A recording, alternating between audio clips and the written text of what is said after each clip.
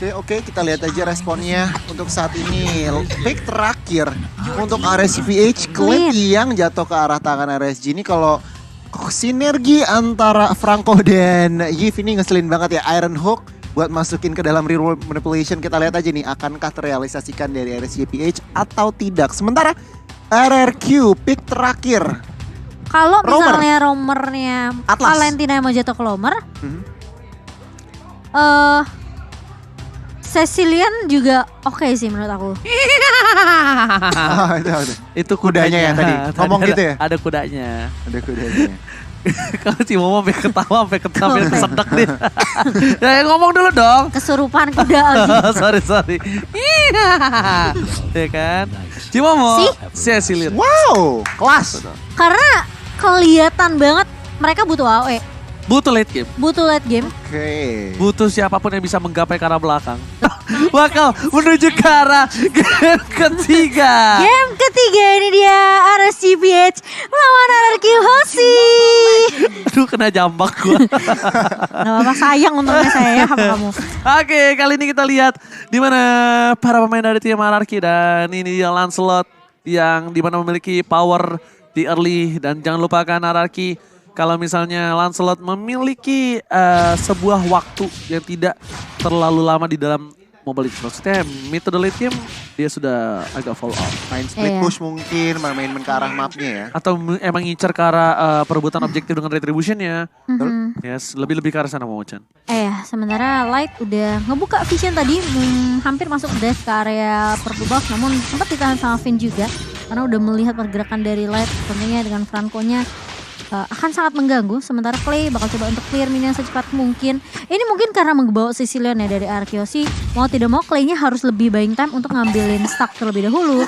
Sementara Light untuk satu buah Iron Hook tidak mengenai ke arah seorang Scalar. Finn mencoba untuk membackup, membabysit kali ini mempok ke arah Eman biar dipaksa recall balik. Oke. Tapi nggak jadi. Karena dia masih ada satu wave lagi dan dia dijaga sama Franco. Dia tahu dia nggak mau lepas sih wave-nya. Sedangkan di sini R7 juga harus bermain dengan santai walaupun God buff-nya diambil sama Nas, but it's okay. But it's okay. As long dia nggak terpick off, as long dia main dengan santai. Karena memang bukan template untuk seorang R7 bermain agak agresif di early. Yang harus R7 lakukan adalah dia sustain di arah bottom lane. Karena sebentar lagi akan ada team fight di arah turtle, itu yang harus dilakukan. Dan seperti ini lihat, habis saya dikeluarkan, apakah first blood didapatkan, tapi Clay masih mau lebih. Sanguine Claw, bad impact, Albert is coming! Tembakan terperangkap dan berhasil ditutup pergerakan dari seorang Albert. On point, Conrosin dilakukan di arah bottom lane, membuat turtle kali ini sudah bisa dipastikan 100 million % di tangan dari seorang Albert bapak tuan muda Albert. Iya tentunya, apalagi yang tumbang adalah junglernya. Rugi banget. Ini rugi banget. Kehilangan R7 it's okay, gak masalah. Tapi Scalar langsung dapetin, dari Albertnya dapetin poin pertama, dapetin turtle juga. Benar. Dan bahkan dapetin promo grab buat teman-teman. Terima kasih banyak loh, emang ya. Semakin berumur semakin baik orang tuh ya. Terima kasih. Dimana ada MSC X-Grab promo hingga diskon Rp20.000 Momo-chan. Benar sekali. Jangan lupa ya Jian nanti pesan pakai ini ya, kode voucher ya. Oke, tapi lihat di sini Light di depan sana. Masih coba untuk menutup pergerakan dan Pipin menakuti dengan menunjukkan batang hidungnya aja. Jadi di depan aja. Untuk menunjukkan kalau ada eksistensi dia di arah top lane, jadi jangan pernah masuk ke arah good laner gua gitu. Dijaga habis-habisan ya. Ini R7 memang harus agak sedikit bersabar aja nih 1v1 sama Nuts tentunya. Karena yang kita tahu dari darat adalah counter natural dari Esmeralda. Jadi tidak mau menyerahkan nyawanya lagi ya untuk yang kedua kalinya di tangan seorang darat. Tapi kali ini lihat dari remitnya, Light-nya tercuri begitu saja. Padahal Finn-nya tadi juga mulai bisa dibilang tersurprise. Iya, bisa dibilang kayak dia udah nungguin nih. Wah, aku nungguin nih pasti Franco di depan. Ya udah aku colong aja, aku copy paste. Terus dia surprise balik ternyata. Surprise balik dan mendapatkan point kill di bagian bawah. Masih ya R7 sama Nats Kalau aku boleh lihat situasinya ini masih sama-sama ngeraba-ngeraba di game ketiga ini. Dari RRQ-nya mereka nggak terlalu ngontrol. Mereka ngeraba-raba, mereka ngeliat. Dan juga gitu RSGPH. Mereka coba setup masih pelan-pelan, ngetes angin dalam tanda kutip. 15 detik next turtle, ini baru dua tim ini mau coba all in di turtle kali ini. Alright, dan kali ini Turtle harusnya masih di tangan dari tim RRQ Aussie. Karena apa? Aku lihat dari segi rotasi mapnya itu dia agak terlambat ke bawah. Oh, tapi kali ini udah 4 versus 3 dan Pipin pun harus turun ke bawah. Pipin sampai harus turun ke bawah, tapi Nats menjaga pintu masuk ke arah bawah. Nah ini Nats emang seperti biasa ya, jarang dimana Dairot fokus terhadap seorang War X. Tapi Nats itu tetap fokus, tapi Albert masih mau lebih. Lihat, Real World Manipulation dan bahkan satu bar Retribution di tangan seorang Albert di sound point. Real World Manipulation tapi Pipin tidak bisa diselamatkan bersama dengan seorang Esmeralda double kill. Looking for triple kill, mau lebih tapi nampaknya tidak bisa. Dan satu kesempatan untuk seorang Skylar melakukan plating di arah top lane. Tapi mungkin tidak maksimal, but it's okay karena Franco dengan larinya yang cepat setidaknya setengah platingan didapatkan oleh seorang Skylar is oke menurut aku daripada tidak Samsung. Dan bahkan kali ini Albert mencoba untuk mengejar karena seorang Aqua di area midnya dipaksa recall balik. Dan ini bakal menjadi kesempatan untuk Clay tentunya untuk langsung bisa nge-clear dengan cepat mungkin. Tapi lihat tuh Iron Hook yang tadi pas banget timingnya langsung dipungcur sama Albert. Tapi lihat di arah bottom lane Demon Knight menumbangkan seorang Esmeralda lagi Momo-chan. Ini memang agak sedikit sulit ya buat R7 namun pelan-pelan aja dari R7 sendiri. Sementara terkena surprise dari seorang Finn-nya. Tidak menyangka ada Iron Hook. Tapi ternyata Albert mulai datang dan bahkan langsung melibas. Tapi ternyata Albertnya terjebak karena ada satu buah Real Manipulation dari seorang Aqua. Ada pertukaran di mana tadi Skylar udah sempat dapetin satu pemain. Tapi ternyata Albert masih bisa tercuri. Dan itu ada threat dari Skylar yang dimana dia tahu dia nggak bisa ngajar siapapun lagi dari RSGPH, dia dapetin turret atas. Gak ada mana. Iya, gak ada mana. Pancernya masih ada itu setahu aku, seingat aku soalnya. Bisa sing-sing sekali lagi. Karena masih ada satu kali lagi tapi ternyata Clay udah gak ada Badfish. R7 is coming, PPN is coming tapi Demon Knight ketika lihat semua dengan satu bos Demon Knight dengan tanduk dan pedang yang dia miliki langsung mundur ke belakang gue nih. Aduh ini kalau ngeliat situasinya Albert tanpa purple buff untuk beberapa menit ke depan. Dan ini yang kalau berarti apa? RRQ akan bermain pasif. Dia akan lebih nunggu mainnya agak counter reaktif. Dan sementara RSGPH dengan ada keuntungannya purple buff yang dimiliki. Ini mestinya mereka yang akan lebih aktif. Mereka akan yang lebih cari-cari setup dengan Franco-nya, dengan Neve-nya. Ini Iron Hook-nya harus lebih diperhatikan oleh RRQ. Turtle up. Kita lihat siapa yang akan mendapatkan. Oh my god, Turtle kali ini harusnya di tangan dari seorang Albert. Karena lihat Albert sedikit terlambat untuk melakukan satu buah sorot. Tapi ternyata Iron Hook berhasil didapatkan terhadap seorang Pipin. Mundur ke arah belakang, Pin tidak bisa menyelamatkan posisi untuk kali ini. Dan bahkan para pemain dari tim RRQ Aussie mereka kehilangan untuk Turtle yang ketiga. It's okay, pertukaran 2 turtle untuk 1. Dan buat kalian semua jangan lupa untuk ikuti MSC Pass yang sedang berlangsung. Karena sebentar lagi lihat ada satu Iron Hook. Kembali bersama dengan satu buah Flicker. Kalian berhasil mendapatkan Skylar. Dan bahkan di belakang sana Demon Knight bebas untuk melakukan zoningisasi. Cukup berbahaya permainan dari seorang lain depan sana. Franco menjadi momok yang sangat menyeramkan. Lihat Iron Hook dengan sembarang Iron Hook. Bakal coba dengan satu buah Bloody Hand dikeluarkan. Retribution dari Albert gak berhasil dikeluarkan kanan. Dia terperangkap dengan satu buah Bloody Hand. Tergigit begitu saja. Ternyata Franco lah yang menjadi satu titik tumpu tim RSGPH di menit yang ke-7 hingga memiliki goal difference hingga 3.000. Iya, dan satu buah Malefic Roar di tangan seorang Eman mendapat penetrasi juga dari Eman sendiri sehingga akan menembus semua item defensive yang mungkin sudah dimiliki oleh RRQ Aussie ya. Dan kali ini mau tidak mau memang dengan kehadiran Franco di tangan RSGPH ini ngebuat RRQ Aussie lebih harus berhati-hati sih untuk ngecek boost juga. Karena udah 2 kali aku ngelihat ini Demon kayak dari seorang Elite-nya bisa nyuli ke arah mungkin pemain-pemain yang sebenarnya impact-nya cukup besar seperti Skylar atau mungkin dari Finn-nya sendiri. Dan sementara kali ini dari udah mulai masuk lagi ke area orange buff dan bahkan Clay-nya terculik begitu saja. Real Manipulation udah mulai dibuka kali ini tapi Finn harus tumbang di tangan seorang Eman. Dan bahkan ini yang memang agak sedikit sulit ketika Franco-nya dapetin satu pemain, Aqua langsung ngebuka Real Manipulation. Yes, itu yang memang Aqua selalu lakukan ya Goni ya. Itu yang tadi kita expect juga dari draft. Kombinasi Iron Hook dan juga Real Manipulation. Oke, tapi mereka masih menunggu waktu dan Skylar harus pulang. Clear minion dengan cukup cepat. Memangnya udah aku bilang ini tidak bisa terlalu di early bermain dari tim RRQ Oshi. Mereka pasti tidak memiliki segi damage yang cukup banyak. Dia bermain agak ke late game dan Lord kali ini di tangan dari tim RSGPH. Tapi kali ini para pemain dari tim RRQ Oshi mereka masih berkesempatan dan bahkan ada pelodian Albert terperangkap begitu saja. Luar biasa bermain dari seorang Light tiba-tiba menghentikan pergerakan dari seorang Albert Franco yang tanpa ada belas kasih menutup permainan dari seorang Albert. Albert ditumbangkan kali ini. Dan para pemain dari tim RRQ Oshi mereka tertinggal dari 4.500 gold Gone. Wah ini Vin di game kali ini 041 statistiknya kurang belum menunjukkan impactnya. Masih ada kesempatan, ini masih luar pertama. RRQ mereka memang behind 5.000 ya menit 9 ini adalah menjadi PR tersendiri. Cuman kalau aku boleh bilang masih ada kesempatan karena mereka masih memiliki Cecilion. Lihat Cecilionnya masih baru 2 item. Nanti kalau minimal udah ada 3 item udah lebih sakit itu teman-teman dari RSCPH harus respect sih. Harus segera bikin Athena.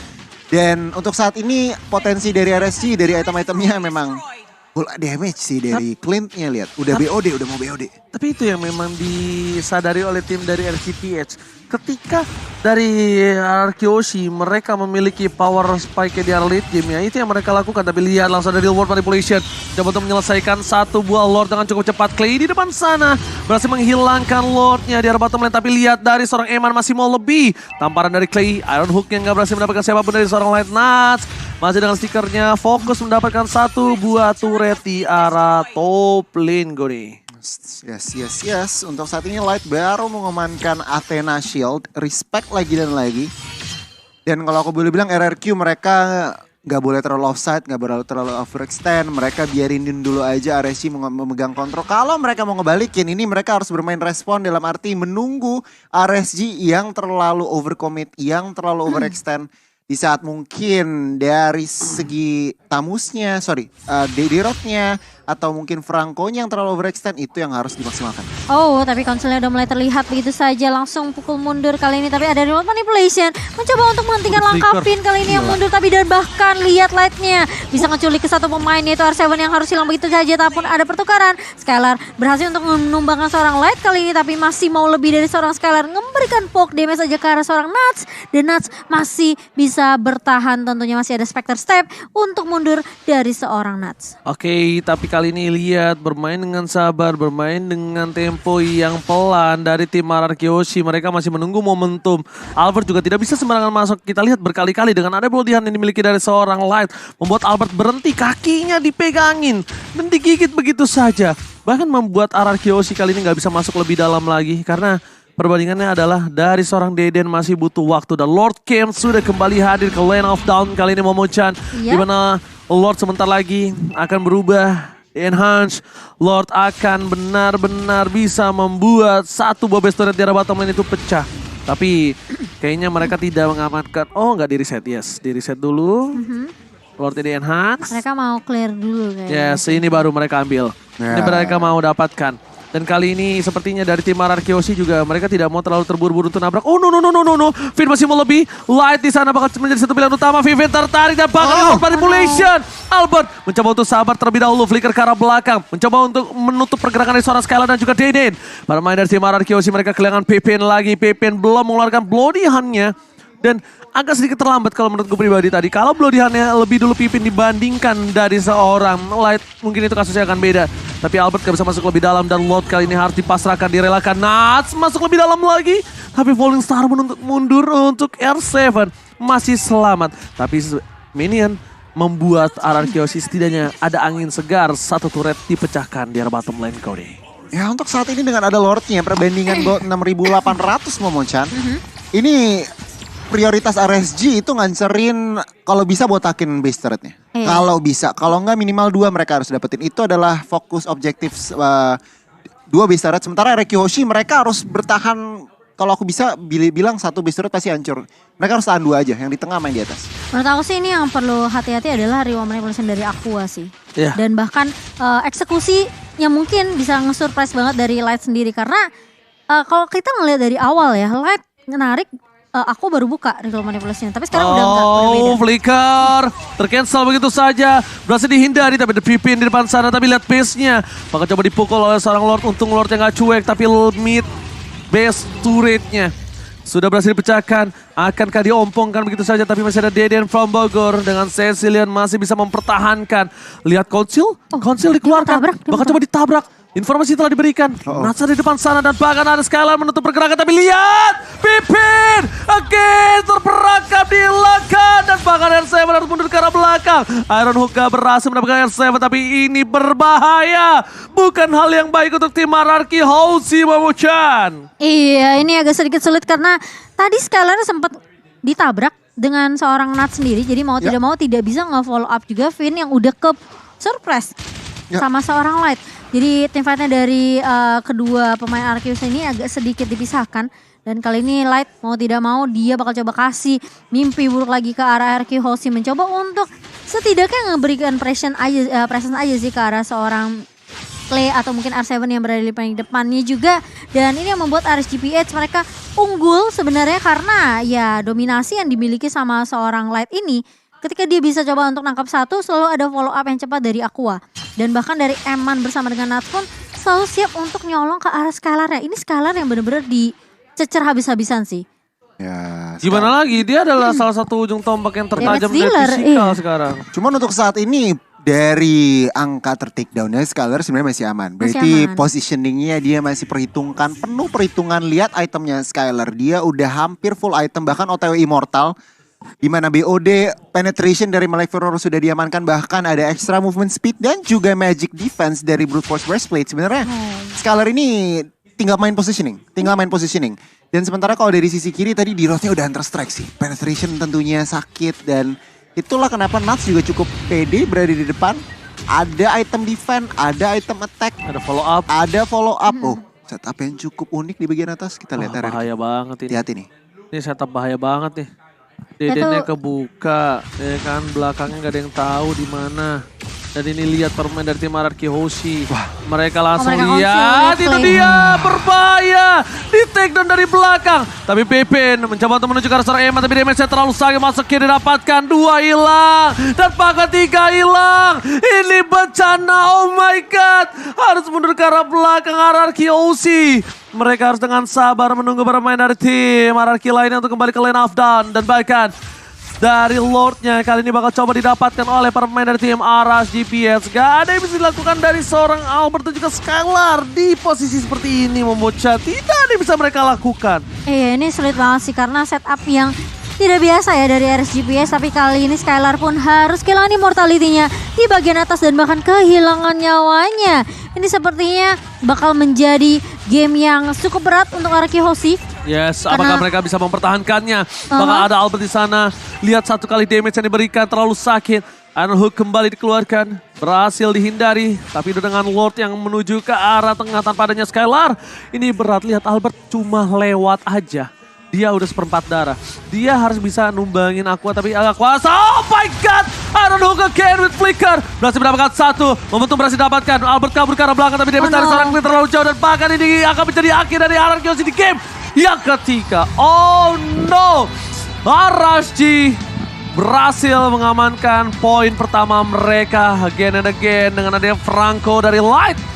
Berubah skalanya dan membuat Ararki kali ini kesulitan di game yang ketiga.